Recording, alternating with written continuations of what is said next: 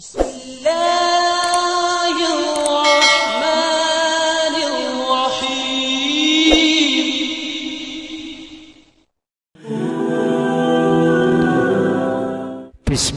alhamdulillah. Jika video ini muncul di beranda YouTube-mu, ini adalah petunjuk dari Allah kepadamu. Setidaknya sempatkanlah menuliskan sholawat kepada Nabi Muhammad sallallahu alaihi wasallam di kolom komentar. Insya Allah bisa menjadi bukti kecintaan kita untuk mendapatkan syafaat kelak di akhirat. Assalamualaikum warahmatullahi wabarakatuh. Semoga kita selalu diberikan kesehatan, kebahagiaan dan keberhasilan di setiap langkah dan usaha kita, dan semoga kita tidak mati kecuali mati dalam keadaan beriman. Sahabat beriman yang dirahmati Allah, di saat kita mengerjakan sholat, kita dituntut sebisa mungkin untuk mendirikan sholat dengan khusyuk.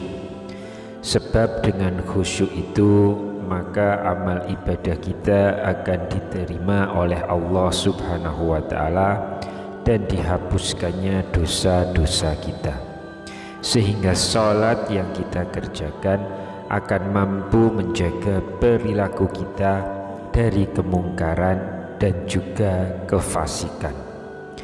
Khusyuk menjadi bukti keikhlasan seorang hamba, karena hanya mereka yang ikhlas beribadah karena Allah dan salat karena Allah lah yang dapat mengerjakan salat dengan khusyuk dan sempurna.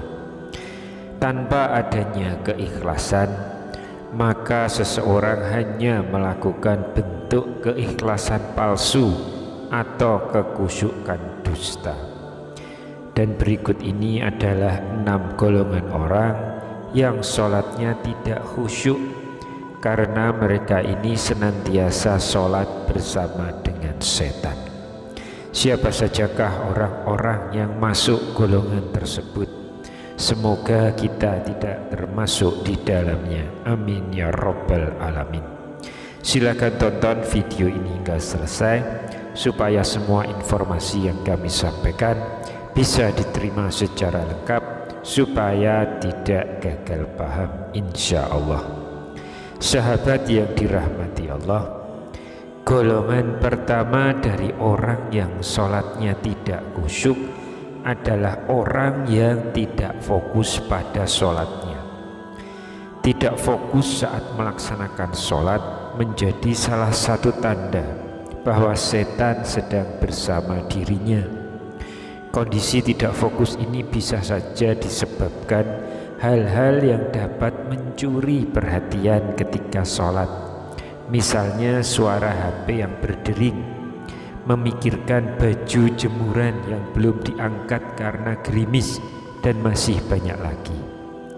Dalam sebuah hadis yang diriwayatkan Aisyah radhiyallahu anha, ia berkata, saya bertanya kepada Rasulullah tentang hukum menengok ketika sholat. Rasulullah Shallallahu alaihi wasallam menjawab, itu adalah curian setan-setan atas sholat seorang hamba. Hadis riwayat Bukhari. Lalu yang kedua adalah orang yang sholatnya tergesa-gesa, dikarenakan ingin mengerjakan hal yang lain, maka biasanya seseorang akhirnya sholat dengan cepat dan tergesa-gesa. Sebaiknya Anda lebih berhati-hati dan waspada jika mengalami hal seperti ini, karena ini adalah tanda bahwa Anda sedang bersama dengan setan. Rasulullah Shallallahu alaihi wasallam melarang umatnya melakukan hal seperti ini. Dalam sebuah hadis, Rasulullah bersabda, sejahat-jahatnya pencuri adalah yang mencuri dari sholatnya. Para sahabat bertanya, wahai Rasulullah, bagaimana mencuri dari sholat? Rasulullah berkata, dia tidak sempurnakan rukuk dan sujudnya. Hadis riwayat Ahmad. Yang ketiga adalah orang yang ragu buang angin. Hal seperti ini pasti sering dialami oleh banyak orang, bahkan mungkin kita pernah mengalami hal ini. Saat selesai wudhu atau di tengah-tengah sholat, tiba-tiba kita terasa seperti buang angin atau kentut.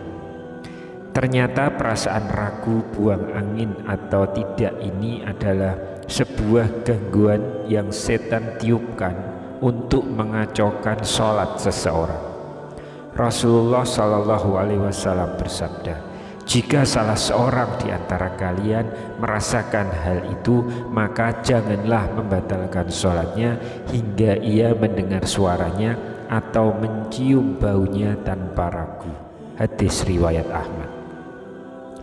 Yang keempat adalah wanita yang sholat ke masjid menggunakan wangi-wangian. Ternyata wanita yang pergi ke masjid dengan menggunakan wewangian itu juga didekati oleh setan. Karena dengan aroma-aroma seperti itu, setan justru lebih mudah untuk membuat sholat dari orang yang ada di sekitar wanita yang menggunakan wangi-wangian ini untuk menjadi tidak khusyuk. Menggunakan wangi-wangian saat ke masjid adalah salah satu perbuatan yang Rasulullah larang. Rasulullah pernah bersabda, jika salah satu dari kalian para wanita hendak ke masjid, maka janganlah sekali-kali menyentuh wewangian. Hadis riwayat Muslim. Yang kelima yaitu orang yang was-was di dalam niatnya. Orang pertama yang bersama setan saat sholat adalah mereka yang merasa was-was dalam niatnya. Biasanya perasaan was-was ini akan berlangsung hingga ketika sholat. Hal ini akan membuat orang ragu terkait rukun sholat yang seharusnya dikerjakan. Misalnya lupa jumlah rakaatnya, lupa bacaannya, dan lain sebagainya.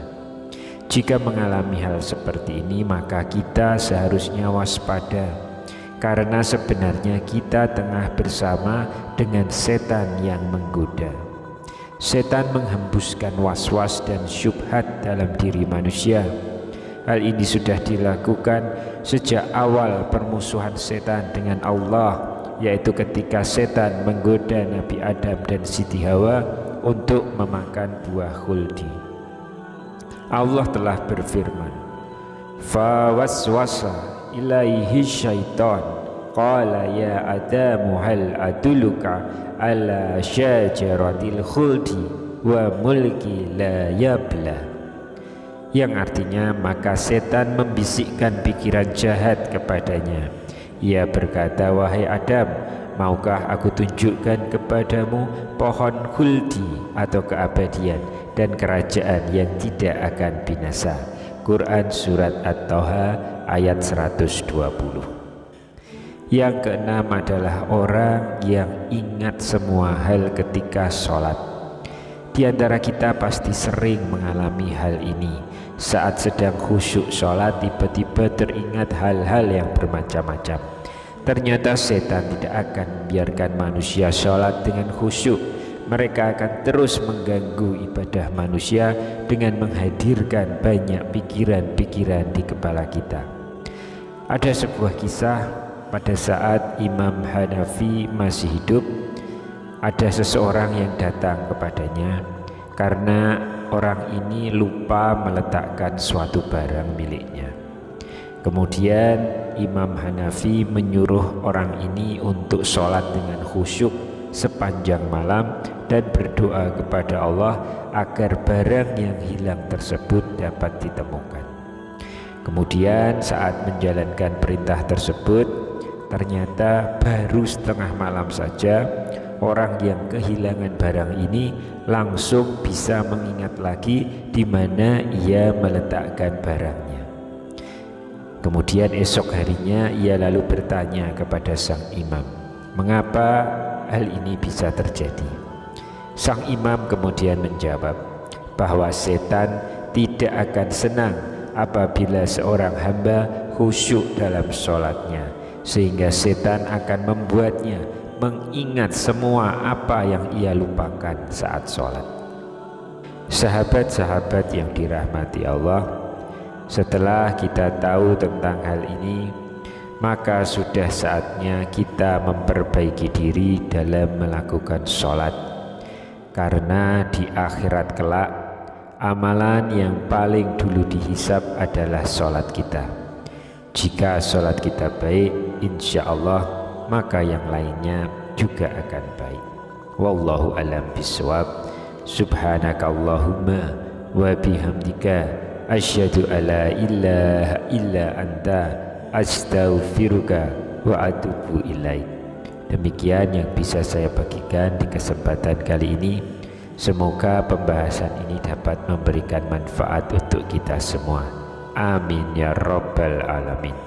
Wassalamualaikum warahmatullahi wabarakatuh.